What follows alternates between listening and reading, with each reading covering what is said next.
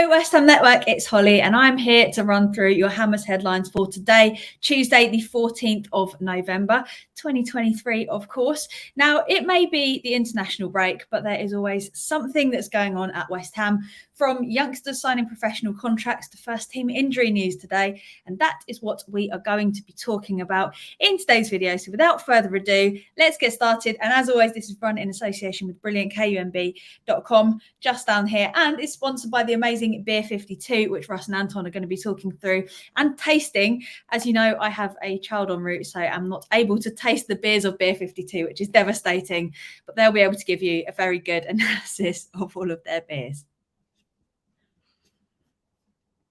First up, today's news, striker Josh Ajala has signed his first professional contract with the club, meaning that this is his first step in his professional football career.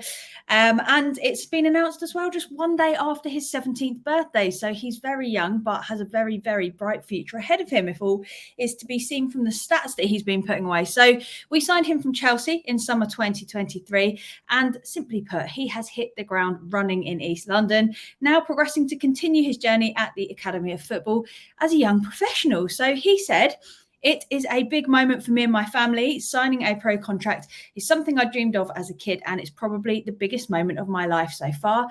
There has been a lot of hard work to get to this point, but I just want to keep performing for the under-18s. So what can we expect from Josh Ajala? First of all, he is a pacey forward who can play with both feet, something which is always very, very useful in any side. And throughout his younger years, he racked up a lot of goals, which has led him to where he is today.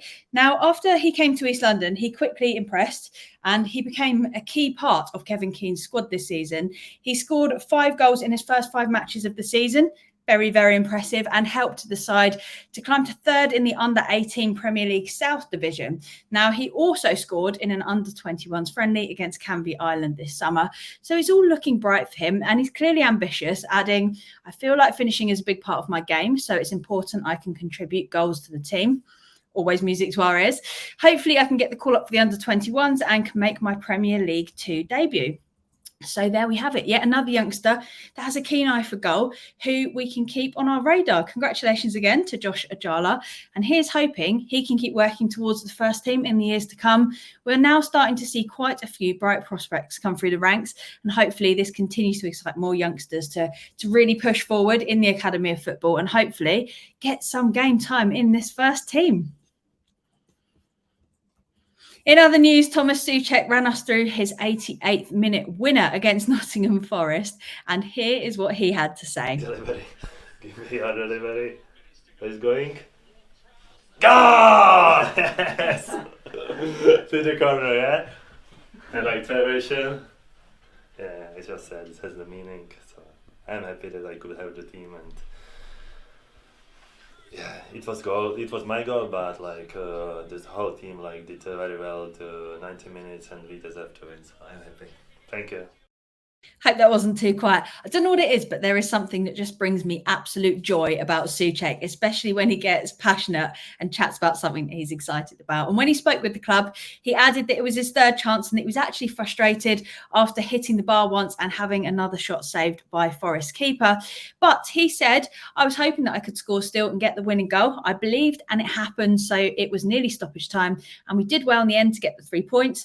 And he also spoke about James Ward-Prowse's set pieces, talking about the number of chances that we get with Ward-Prowse's deliveries into the box and so many tall players to get on the end of them, adding that we also saw Bowen get on the end of one, which again is absolutely fantastic. We know that he's not the tallest, but the precision in James Ward-Prowse's set pieces are bringing a lot to our team at the moment. And hopefully we can put away more chances, because we had a few with Aguerd where I think there were maybe 2 or 3 open headers that we didn't score. So if we can get a little bit more clinical on the end of those long balls, like Soucek says there's a lot to look forward to.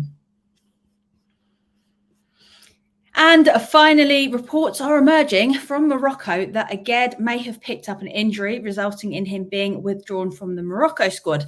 At this point, we've got no idea what the injury might be or how serious it could be, but here's hoping that it's nothing too bad and he can use the international break to rest up ahead of our next game against Burnley on the 25th of November. So we've got a little bit of time for him to recover whatever it is that's happened. I didn't spot any visible injury when he played in a Forest game, so here's hoping it's one of those that's like a slight tweak that he's felt, not a real issue, but just doesn't want to take any risks and go away to play for Morocco. And this does also put the choice of centre-backs back into question if he is actually injured, with many questioning who works best at the back.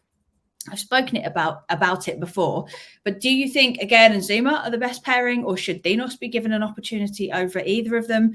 There's no denying that communication hasn't been great at times in that position, with a few bad mistakes basically just costing us goals. So let us know your ideal centre-back pairing in the comments below. So there we have it. That is all from me for today. So as always, thank you so much for watching. Hope you're having a great day, whatever you're up to. It's a rainy one out there, but it's a good day to stay in and watch West Ham Network. Always looking on the bright side. So thank you so much for watching. If you haven't already, please subscribe. Give this video a thumbs up so that we know that you've enjoyed it as well. We've got loads more content coming throughout the whole international break. Just because the West Ham game stopped does not mean that we do. There's too much to talk about in the world of West Ham for us to go quiet over the international break. So it's going to be great fun. Stay with us. Stay tuned. We've got a lot of great content coming up. So have a great Tuesday. And until next time, come on you Irons.